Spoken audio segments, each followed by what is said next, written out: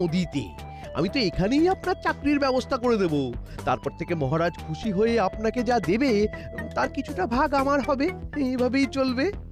না না, এর পাল্লায় পড়লে মনে হচ্ছে বিপদের শেষ থাকবে না। কি করে যে উদ্ধার পাবো? কাল সকালেই তাহলে মহারাজের সাথে দেখা হবে, কেমন?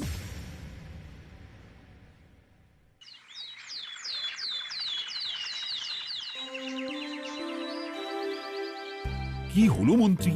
তুমি যে বললে গোপালের গুরুর সাথে সাক্ষাৎ করাবে, ব্যাপারটা কি বেমালুম চেপে গেলে নাকি? কি যে বলেন মহারাজ, দেখা তো এই হলো বলে। মা, গুরুদেব নিজেই আসবে নাকি? কি জানি, এখনো কত কি দেখা বাকি। প্রণাম মহারাজ। এই যে মহারাজ, ইনি গোপালের গুরুদেব। এনার কথাই বলছিলাম। কিন্তু যার গুরু সেই তো দেখি মুখে একেবারে কুলু পেটে বসে আছে। মন্ত্রীমশাই নিজেই যখন দায়িত্ব নিয়েছেন তখন আমি আর কি বলবো মহারাজ। আমি বলি কি মহারাজ, রাজপণ্ডিতের সঙ্গে সঙ্গে এনাকেও যদি রাজসভায় ঠাঁই দেওয়া যায় তাহলে সভার মান বেড়ে যায় মহারাজ। কিন্তু গোপাল তো ভালোই সামলায়। সব কাজ কি আর সবাইকে দিয়ে হয়? তাছাড়া উনি নিজেই তো বলছেন যে গোপাল ওনার অযোগ্য শিষ্য।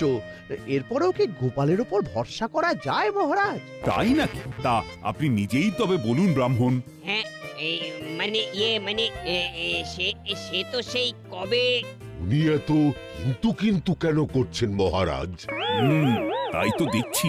এরপরে তো কিছু সংস্কৃত শ্লোকের টিকা টিপ্পণীও শুনবো ওনার কাছ থেকে। এক্ষুনি এত কিন্তু কিন্তু করলে কি করে হবে? আমার কি হবে?